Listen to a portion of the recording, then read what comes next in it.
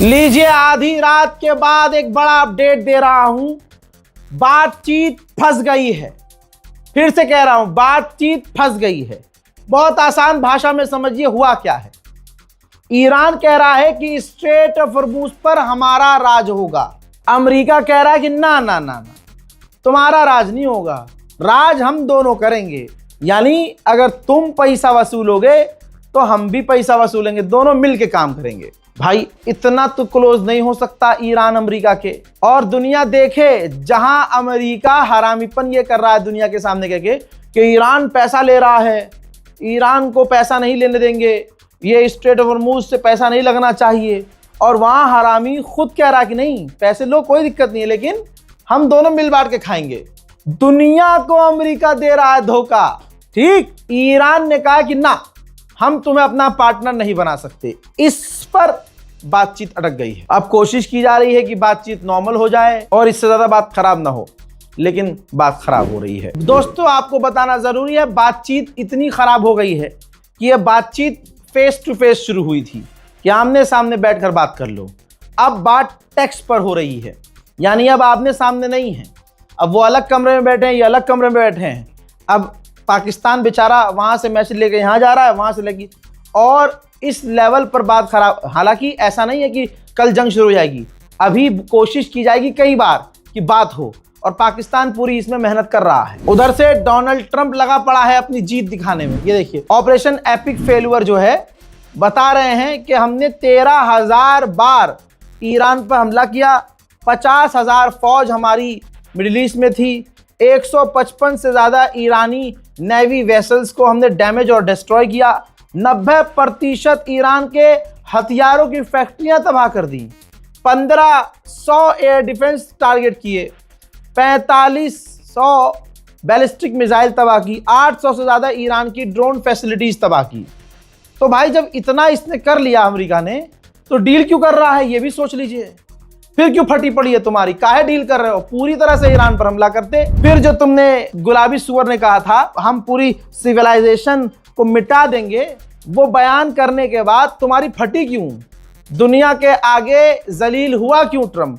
भाई अगर तुमने पूरे ईरान, सोचिए, अगर पूरे ईरान को सच में इतना कमजोर कर दिया होता तो सबसे पहले डोनाल्ड ट्रंप ग्राउंड ऑपरेशन करवाता और ईरान का सारा तेल चूस जाता। सही कह रहा हूं गलत कमेंट कर देना। अब आगे की बात सुनो। स्ट्रेट ऑफ हॉर्मज़, तीसरी बार खबर बता रहा हूं, स्ट्रेट ऑफ हॉर्मज़ में अमेरिका की नेवी ने घुसने की कोशिश की, जिसको डोनाल्ड ट्रंप ने कह दिया कि हमारी नेवी गुजर गई वहां से। अबे सुअर, पहले पूरे पूछते ले अपनी टीम से। रिपोर्ट यह है कि घुसने की कोशिश की स्ट्रेट ऑफ हॉर्मज़ में अमेरिका की वॉरशिप ने, ईरान की IRGC ने धमकी दी और कई बार धमकी दी, यहां तक कि एक ड्रोन लॉन्च कर दिया ईरान ने। जैसे ही ड्रोन लॉन्च किया, अमेरिका के पूरे युद्धपोत ने यूटर्न मार दिया, तेरी भागो रे। हाँ, तो वहां से भाग गई हैं वो।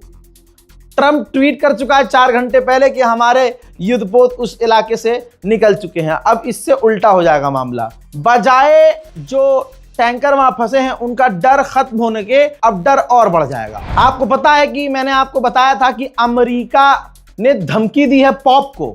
वेटिकन सिटी में रहते हैं, वहां के एम्बेसडर को बुलाकर धमकी दी है, क्योंकि पॉप ने इनका झूठ पकड़ लिया था, फैक्ट चेक कर दिया था। डोनाल्ड ट्रंप ने अपने तरफ अमेरिकियों को करने के लिए झूठ फैलाया कि ये जंग आखिरी जंग है, ये जंग परमात्मा की तरफ से, ईसा मसीह की तरफ से मैं लड़ रहा हूं यहूदियों के साथ मिलकर, और ये जंग जरूरी है, ये धर्म की जंग है। तो पॉप को जब ये पता चला तो पॉप ने मना कर दिया कि ये कोई धार्मिक जंग नहीं है, और डोनाल्ड ट्रंप कोई फरिश्ता नहीं है ईश्वर का जो कत्ल की, नरसंहार की बातें कर रहा है। तो अमेरिका के जो ईसाई थे उनकी आंखें खुल गई कि भाई जब धर्मगुरु ने मना कर दिया तो साला ये तो झूठा है। तो पॉप के इस बयान पर अमेरिका इतना चिढ़ गया कि व्हाइट हाउस ने वेटिकन सिटी के एम्बेसडर को कॉल किया, बुलाया और उनको धमकाया। और मैंने तभी कहा था, आप लोगों को याद होगा मोहतरम हजरात, ये धमकी दिया ना अमेरिका ने, ये भारी पड़ जाएगी। अब भारी पड़ गई है। जो रजाग्राफी कहता है वही होता है, दिमाग में बिठा लीजिएगा आप। दोस्तों, अमेरिका ने जो धमकाया था और कहा था कि अमेरिका की सेना बहुत मजबूत है, चर्च को झुका देगी, अल्लाह अकबर, चर्च को झुका देगी और हम जो चाहे कर सकते हैं। यह धमकी अब भारी पड़ रही है, जिसके बाद वेटिकन सिटी के पॉप, ईसाइयों के सबसे बड़े धर्मगुरु पॉप, डरने के बजाय आज मैदान जंग में खुलकर सामने आ गए हैं। लीजिए, उन्होंने खतरनाक बयान दिया, निडर और बेखौफ होकर। पहले तो यह खबर आई कि जब तक डोनाल्ड ट्रंप अमेरिका का राष्ट्रपति रहेगा, ईसाइयों का सबसे बड़ा धर्मगुरु पॉप नहीं जाएंगे अमेरिका। अब ये सामने खुद आ गए। ये रहा वीडियो, रशियन मीडिया पे चल रहा है। दोस्तों, पॉप ने ऐलान किया है, अपने बयान में कहा है, बस बहुत हो गई जंग, बहुत हो गया मासूमों का कत्ल, बहुत दिखा ली ताकत और बहुत हो गया पावर का, शक्ति का प्रदर्शन और खेल। शक्तिशाली वो नहीं है जो शक्ति दिखा रहा है और जुल्म कर रहा है, बम गिरा रहा है। शक्तिशाली वो है जो सब्र के साथ, इंसानियत के साथ, इंसानियत के लिए खड़ा है, इंसानियत को अहमियत दे रहा है और इंसानियत को आगे बढ़ा रहा है, लोगों को जीने दे रहा है, नई राह दिखा रहा है, ना कि बम गिरा रहा है। ये सीधा सीधा अमेरिका इजराइल के मुंह पर पॉप ने जोरदार तमाचा जड़ दिया है। मैं दुश्मन के अखबारों से खजाना निकाल के लाता हूं ताकि गंडोली मीडिया हमारी या कोई भी गणचट्टी मीडिया या अंधभक्त कुछ बात न कह सकें। दिख जाए कि उनके बाप के ही देश के अखबार लिख रहे हैं। द टाइम्स ऑफ इजराइल ने मान लिया है, पूरी रिपोर्ट शाया की है, जिसमें इजराइल ने कहा है कि इस जंग ने, अमेरिका और इजराइल ने ईरान में तगड़े टारगेट किए, लेकिन ईरान की कैपेबिलिटीज अभी भी बाकी हैं। ईरान की मिसाइल पावर, ईरान की ड्रोन पावर अभी भी ईरान के पास मौजूद है। ईरान मजबूत है। बताओ अब कुछ रह गया? अनभक्तों, आओ, ठोक दिए गए हो तुम। गजब बेइज्जती है। बात अनभक्तों की आए तो इनके बाप की बात ना करें। हजरात, मोदी सरकार भारत के अंदर मुसलमानों के खिलाफ कैंपेन चलाती रही, बाइकॉट मुस्लिम, बाइकॉट ये, बाइकॉट वो, ठीक। और हिंदू समुदाय यहां तक करने लगा कि मुसलमानों का गांव के अंदर बैन कर दिया कि गांव के अंदर मुसलमान नहीं आ सकते।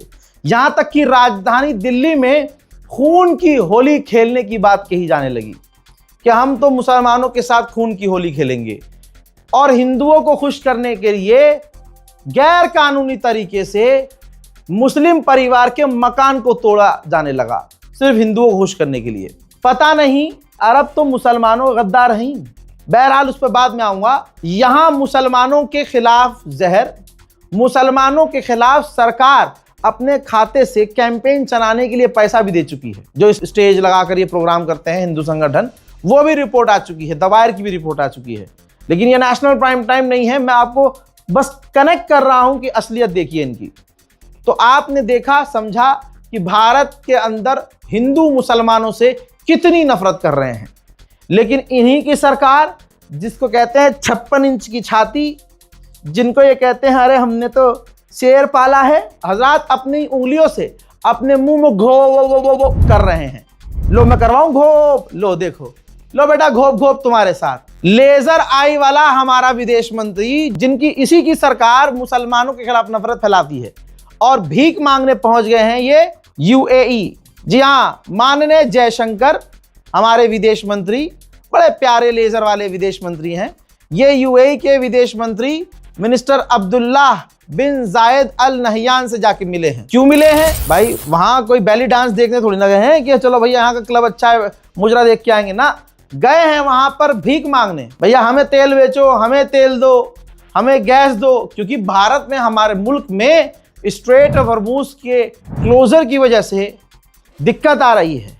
और ये बात भी बिल्कुल क्लियर है, हमारी भारत सरकार भी जानती है कि अगर इसी वक्त स्ट्रेट ऑफ हॉर्मुज खुल भी जाए, तब भी जो दुनिया में तेल की किल्लत हो रही है वो एकदम से ख़त्म नहीं होगी। तो अब डूबते हुए हिंदू राष्ट्र को मुस्लिम देश का ही सहारा है, यानी हिंदू राष्ट्र बनाने के लिए मुसलमानों से भीख मांगनी पड़ेगी। तो ये तमाम हिंदू संगठन अब गुफा में रहेंगे, बाहर नहीं आएंगे, कुछ नया मुद्दा तलाश करेंगे ताकि ये वहां जाकर खून चूस सके, वहां पर जाकर देश की हालत खराब कर सके और ध्यान भटका सके जो मुस्लिम देशों से भीख मांगी जा रही है। उधर नेतन्याहू पूरी ताकत से इस डील को खराब करने की कोशिश कर रहा है। नेतन्याहू ने कहा है, मैं और ट्रंप इस बात पर राजी हैं, ईरान को यूरेनियम एनरिच नहीं करने देंगे, और जबकि यूरेनियम जो उसके पास पहले है हम उसको वहां से निकालेंगे। पाकिस्तान के ऊपर लगातार तगड़े मीम बन रहे हैं। पाकिस्तान चाहे कितना भी अच्छा काम कर रहा है, लेकिन एक वीडियो जरा देखिए जो AI जनरेटेड है। ये देखिए, पाकिस्तान का जब विदेश मंत्री गले मिलाया तो पॉकेट उनके सामने मार लिया गया है। अमेरिका के उपराष्ट्रपति से पाकिस्तान का प्रधानमंत्री शहबाज शरीफ गला मिला तो पॉकेट में हाथ डालकर भैया उसका पर्स निकाल लिया और पर्स में से डॉलर निकाल लिए। जाहिर सी बात है, आदत से मजबूर है। तो ये तमाम पाकिस्तान, और ये पाकिस्तान से ही मीम बना है। पाकिस्तानी कितने क्रिएटिव हैं ये बात तो आप जानते ही हैं। भाई बहुत बढ़िया मार रहे हो, और अच्छे से मारो अपने प्रधानमंत्री की, वो है ही इस लायक भैया।